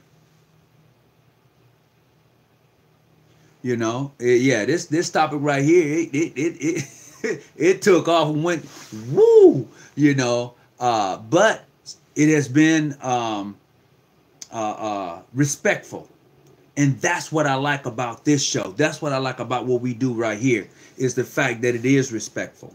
I got to keep moving this thing around. I can't. I'm trying to get it charged back up. So, and this is where we're at. So, as the topic for tonight was for the young, the bold, and the gifted, those new inner apprentices and Eastern Stars who are coming into this thing we call Freemasonry in the Order of the Eastern Star. Please, brothers, let's encourage them to pick up the mantle of Freemasonry and really carry it with respect and dignity, and not be all out slinging. You know what I mean? You know, the ones that like to talk a good talk but don't even practice what they talk about. You know, that's where we got to be at. Just because you know something don't mean you still won't feel a certain way. No, Brother Finley. It's God, man. God already knows. So, no, Brother Finley, God already knows. And if God already knows, then what need of him or her feeling that way? And when I say him or her, because there's no male or female when you're speaking in regards to God. I'm just saying. That's what you know, this topic right here, man. Ooh, wee. You know. brother, what's that, DJ? All right, appreciate you watching, bro. Thanks for coming on. I'll do my best. But ain't this goat y'all speak? Oh, bro, come on. He want to talk about the goat. The goat is for the privilege. The goat is for the privilege. And if you want to know anything about Baphomet, I did a video about a month ago about Baphomet. Go check it out. Baphomet is not evil, bruh. Let's be real. Baphomet, that's what you've been told. You should actually go read upon Baphomet. But no, Baphomet is not evil. I used to do that. I used to think that. You know, I'm from the South, Mississippi. Bible Bap. Oh, yeah. Baptist missionary. You know, come on now. I went to church from sun up to sundown on Sundays. And 2 times. So, yeah, Baphomet. Oh, yeah. You know, that was the woo. He said, yeah, brother, that goat we ride is not Baphomet. But that's the stuff that people get on this on YouTube and all sorts of places. That's what they get, you know. No, sir, Baphomet is not evil. You must research what you're talking about. He said, why you can't ask about the goat? You can ask about the goat. I don't have no problem with asking about the goat. You know, it's a goat. The thing is, don't forget to feed the goat. The goat gets hungry. Don't forget to feed the goat. I lost a lot of my books in my house fire. Oh, man, I'm sorry, Brother Malcolm. Sorry to hear about your home catching fire, brother. I don't know how long ago it's been, but past December, all right. Oh, brother, I hope everything is going well for you, Brother Malcolm, that you're able to find a new residence, that you're okay, you and your family.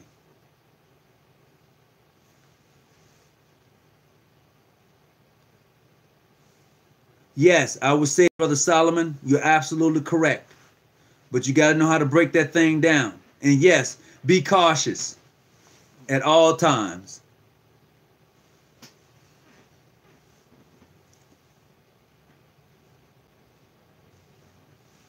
You know, so to anybody who's gone through anything in life, you know what? It is my prayer that each of us, remember the sick, the shut-in, the homeless, the haves, and the have-nots in this life journey. You know, we never know where we're going to find ourselves at. So let's definitely keep each other in prayer and lift it up.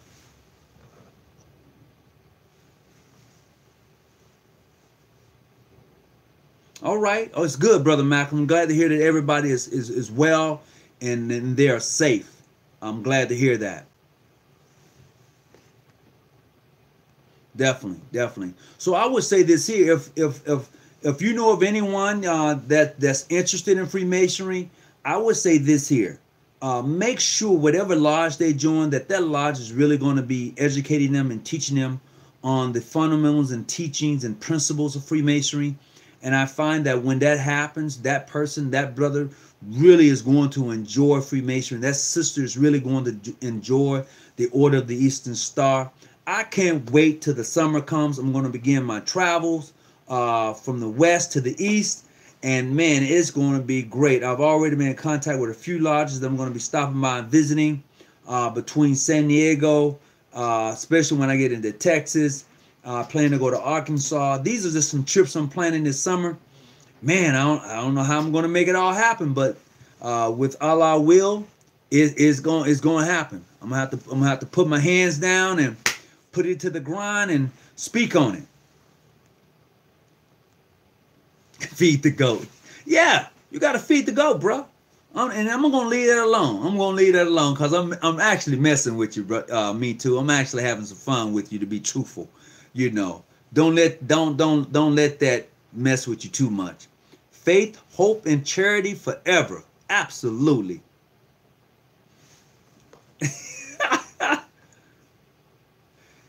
My hope is that when I began my journey of traveling to come to South Carolina, I don't know. I'm gonna be honest with you. You know, but when I hit the road this summer coming up, I'm going to be having like a whole month, and so I'm going to hit it going. I'm going to hit it. You know I'm from the South, so I'm definitely going to hit a few states back there like Mississippi, Alabama, and Georgia. I'm going to hit it because they're not really that far apart, you know. So I'm definitely going to hit that up. Somebody tell you who? Somebody need to tell them. Brother, this summer would be we would be traveling and keeping you in your thoughts. Thank you. I appreciate that.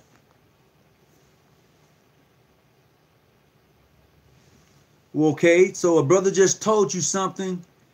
What's the importance of feeding the goat? That's all I'm told about.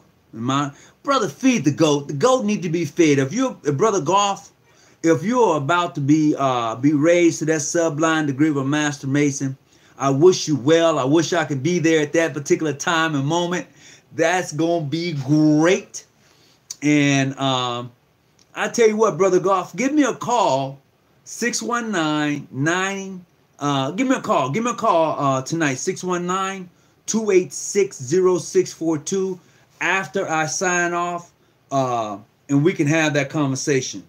If you are truly about to be raised, we can have that conversation offline. 619-286-0642. When I log off tonight, you can give me a call there, brother Golf, and we'll have that conversation, okay? Boy, I love to be there for that. Brother Harry, I appreciate that, man. I've learned a lot from you too. Just keep coming with your questions, bro. We're all going to learn something from each other. That's what it's all about.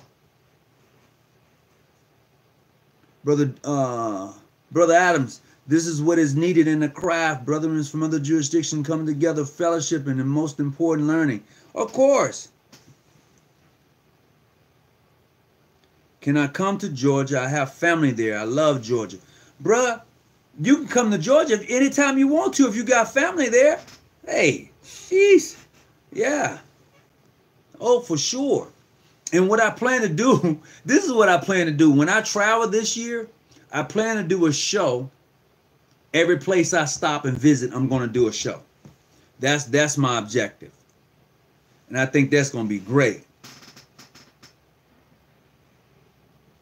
Yes, I do have a Grand Lodge function coming up in June. That is our annual grand session. And it's going to be in San Bernardino. Our grand session for the most wishful John G. Jones Grand Lodge, State of California, Ancient Free and Accepted Masons. Our grand session will be in San Bernardino, June the 13th, 14th, and 15th. Checking out on the 16th. If you wish to come, you can contact me through email at hosealodge@yahoo.com. That's HoseaLodge at yahoo.com. That's Lodge. That's my Lodge email, and you can contact me there, and we would then forward that information on over to you. So please, if you're planning on coming, let me know. We'll get the information to you, but please come prepared to definitely participate and enjoy the festivities of our jurisdiction. Cool. Text me if you don't mind. All right, brother Terrell. You want me to text you? Terrell, don't know. Brother Terrell, why you want me to text you? Is that for me?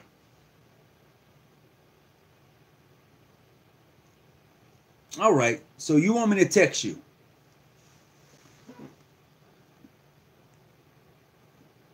I just need to know, was that for me?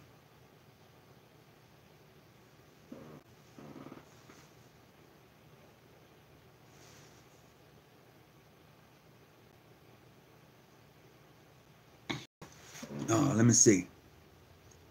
Brother Terrell, I think you have my number already. Let me see. You want me to text you now?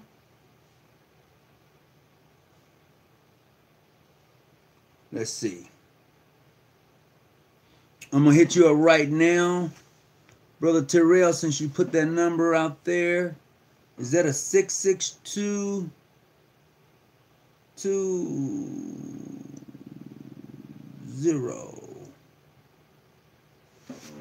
Let's see what we got. 25043. 2504. Yeah. You want me to text you? Is anyone not recognized by England clandestine or fraud? You know what? We've done that show before, brother Harry, and you know what? I don't want to beat that dead horse up, but I would tell you this here: that is not true. You know, everyone not recognized by England, clandestine or fraud. No, that's not true. That is not true. That is not true. But as I've said, I've done that before, man, and I've said that I wouldn't do that this year. This year is strictly about teaching. It's strictly about learning. It's strictly about getting information out to the brothers and sisters of the Order of the Eastern Star and brothers of the craft in regards to Freemasonry.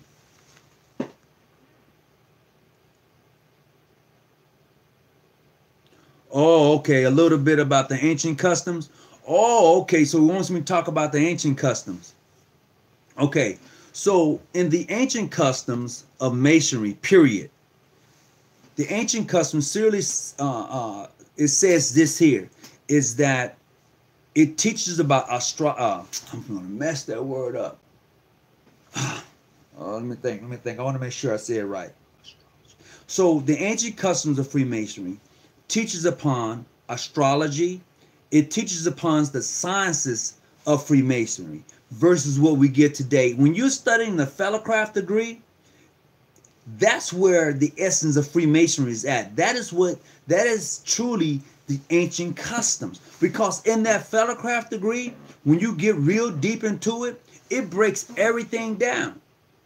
It really does. But what happens is that a lot of us only go through the preliminary part of the Q&A, but we don't really indulge ourselves in that part. Because in the ancient customs of Freemasonry, it doesn't have boundaries. Because if you're dealing with those things of the sciences, they don't have boundaries. When you're dealing with natures and those things that really precludes and help build up the next person, they don't have boundaries. But when you become that master mason in that third degree, you then take that which you've gotten from the enter apprentice and fellowcraft degree and begin to build and expound upon that. And what happens is then you become the better man.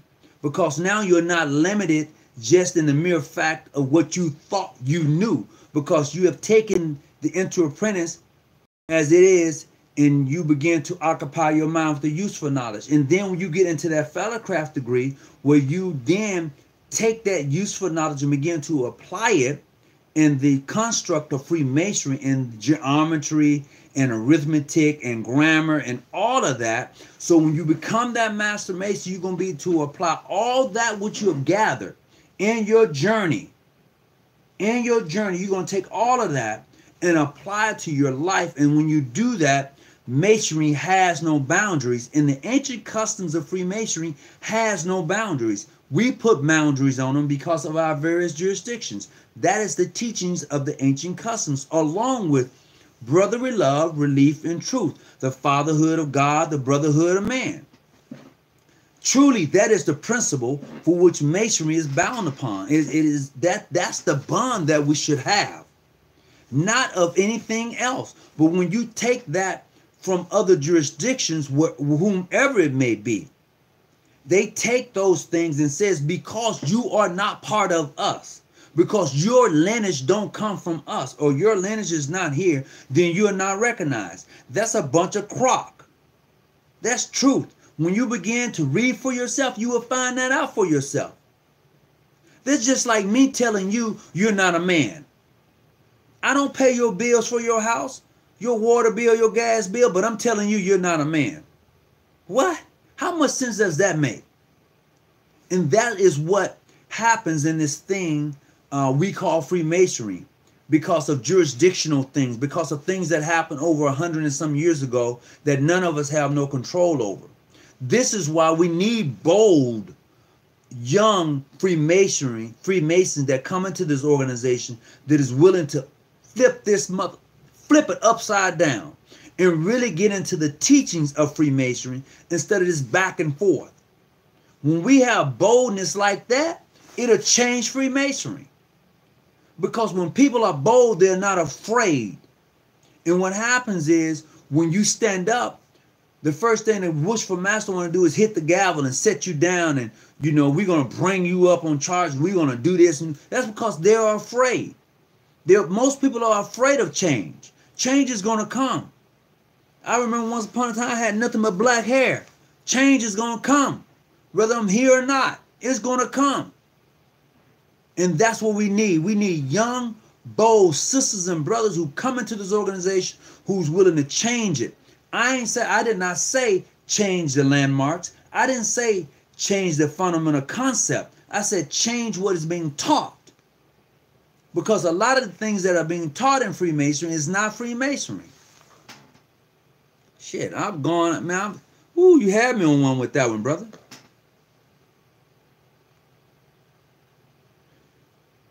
Every male one more time, my brother. You, Brother Harry, you said that the third degree is the highest degree, period. Okay, I got you on that one, brother. But I'm just telling you, Brother Harry, if you get outside the United States of these Americans, you will find that you are totally, that's not necessarily true. It's been taught that. It has been said that the third degree is the highest degree. That's here in the United States. But when you leave this country, you will find for yourself there's a whole lot more to this thing we call Freemasonry than that which we study on those 3 degrees. Truly, there is much more. Don't catch yourself going down a rabbit hole. Ricky Jones, good evening. Mount Grand Lodge of Texas. Yes, there you go, Brother Freemason. I'm just saying that. Thank you.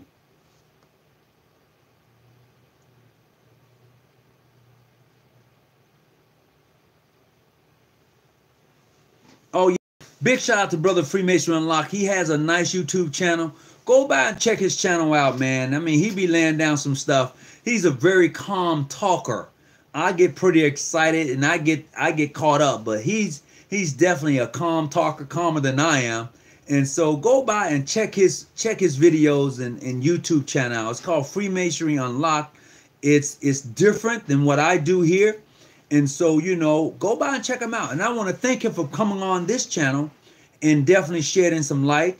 I want to thank him for definitely coming on. You know, when on the phone calling in to the show, I just want to send them that shout out too. I'll roll with them, of course, anytime. You get ready, just let me know. Okay, Ricky Jones. I don't know whose number you put up there and who is it for, but great. Oh, Brother Freemason Unlocked, you did a lecture on the chambers of reflection? That's deep, bruh. That's deep. We're going to have to talk about that one. We're going to have to, that may be one where you're going to have to call in the show, and that's a good one, the chambers of reflection. How many of you brothers ever journeyed into the chambers of reflection? Sisters too. You know, you probably saying, Brother Hawkins, sisters too? You don't even know. You don't even know. But to the brothers, how many of you journeyed into the chambers of reflections?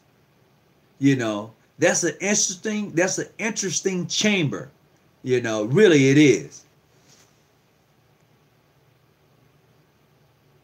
You're not a true master mason until you've gone into the holy raw lodge of masonry. I can agree. Hey, Freemason Unlock, I am about to go to the MPS meet this month. Okay.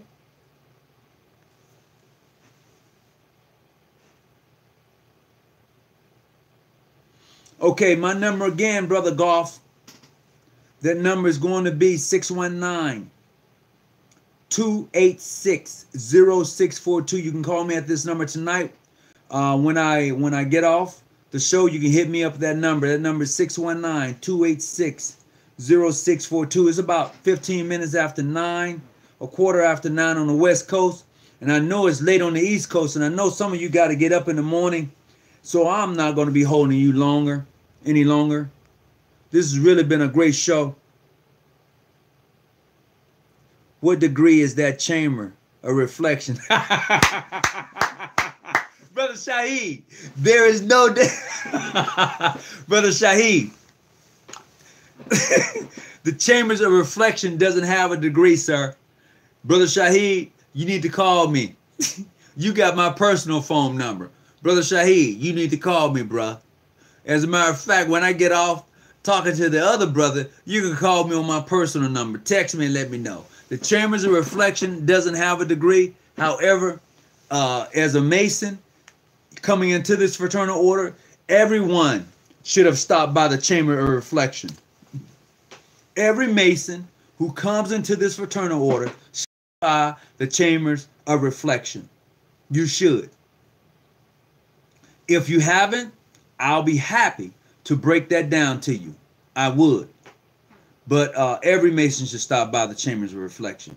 On Wednesdays at 7 o'clock on West Coast time, I'm going to probably move it up and say 6 o'clock West Coast time, Pacific time. On Wednesdays, we're going to be having our conference call, and I think that will probably be something we can talk about amongst us as far as the chambers of reflection. That would be a good topic.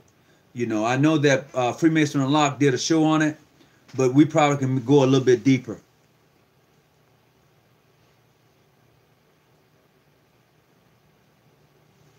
Hey, Brother Muhammad, you absolutely right, because when I travel in Europe, I showed my light, was embraced by several brothers there, and was never asked if I was 4-letter or 3-letter. No, Brother Larry, you're not going to get that.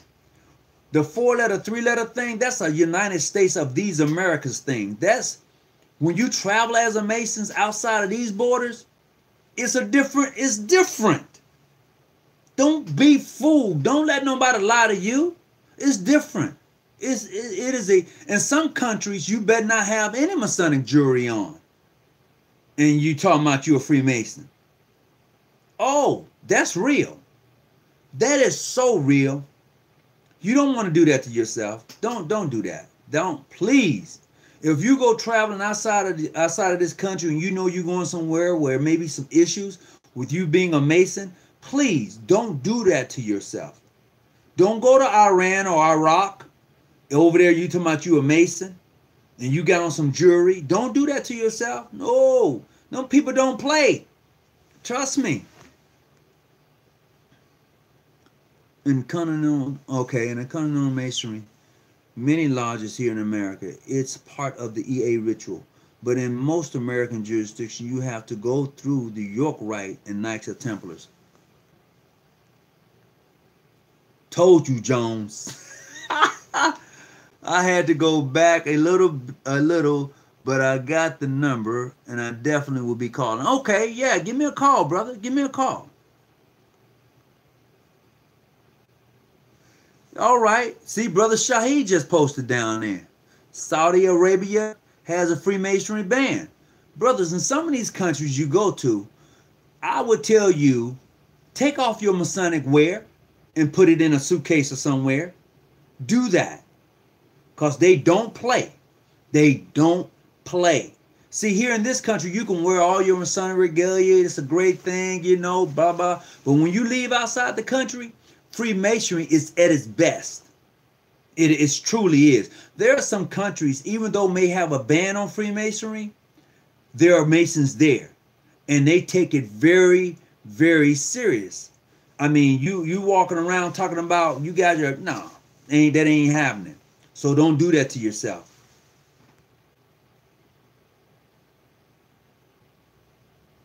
How is that the third degree?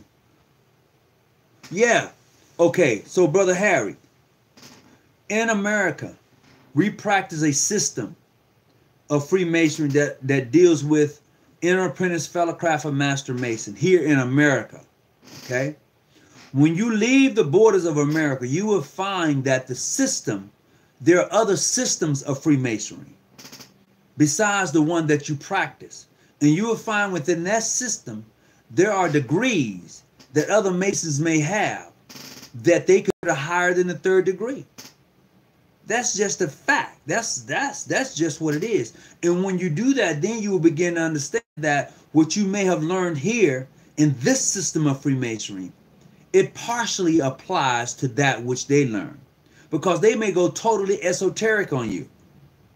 And you'll be like, oh, I didn't see that coming. No, because you ain't there yet.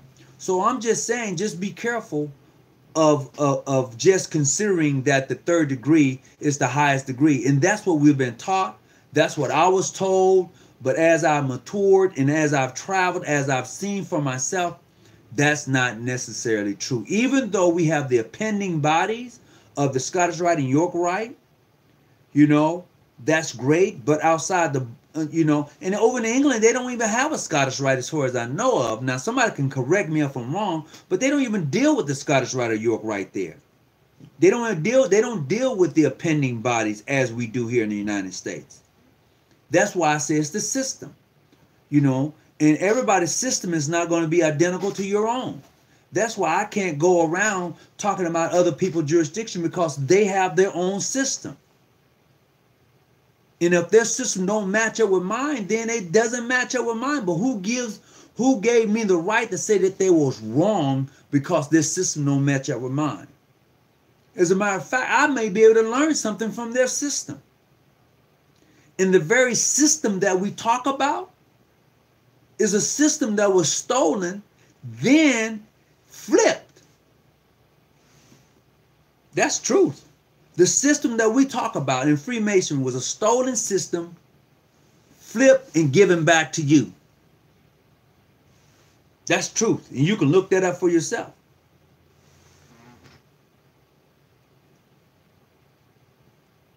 I could defend my light anywhere, any place, anytime. That's great, Brother Jones. It's great that you can do that. But when you leave this country and you travel in foreign countries looking for wages, it's going to be a little different than here. It's going to be a little different. Because you have to remember, they don't speak the same language as you do. So that Q&A that you learn here is going to be a little different. Oh, it's going to be a little different, bro.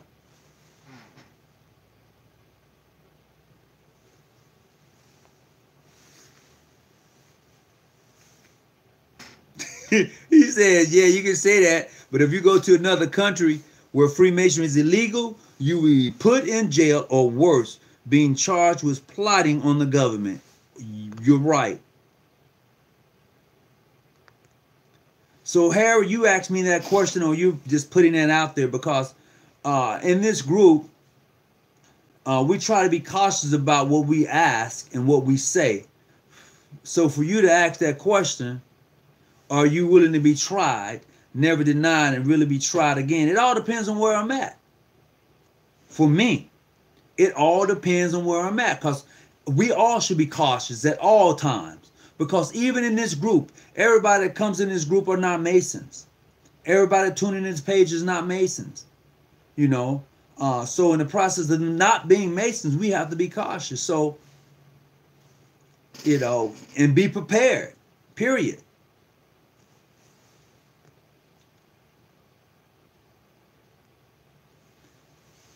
Yes, Ricky, brother Ricky Jones, that's truth. That is so true. And that's the beauty about Freemasonry. And that I said a long time ago that if Freemasonry was illegal in this country, how many of us would still want to be part of this fraternal order?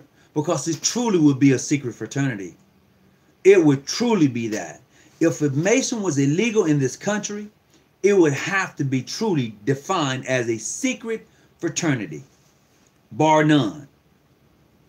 And how many of us would still want to be part of this thing we call Freemasonry? Because then those obligations will have to be in effect. Think about that. Think about this for a moment. Oh, that's going to have to be my next show. That's going to be my next show. Illegal, I'm going to have to entitle that being I don't know, but that's going to have to be the topic on my next show in regards to Freemasonry being illegal. What would you do? Would you still remain a member? Would you be still a member? I'm Air Force prepared. Remember, going through those countries, you would see exactly what it means to travel. Absolutely. Absolutely, Brother Shaheed. You're absolutely correct. So look, we're about at that 2-hour mark, and I'm glad that everybody who came on tonight came on. I hope and I pray that you got something from this show tonight. And I know I did.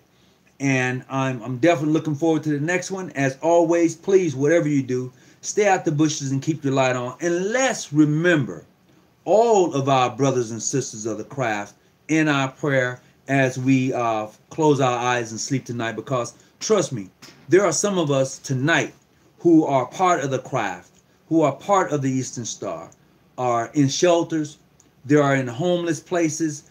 They're not all sleeping in a nice warm bed tonight. So please, brothers and sisters, let's remember the less fortunate of those who are part of this great fraternity order that we so love. And let's keep them in our prayers. And if you can ever help a brother along the way in your life journey, please don't turn your back on him. You know, raise him up, give him a helping hand, see him on his way, and direct him in the way that he should go or she should go. Yeah, she traveled the labyrinth of life. So peace, be well, and as always, stay out the bushes and keep your light on. I'm out.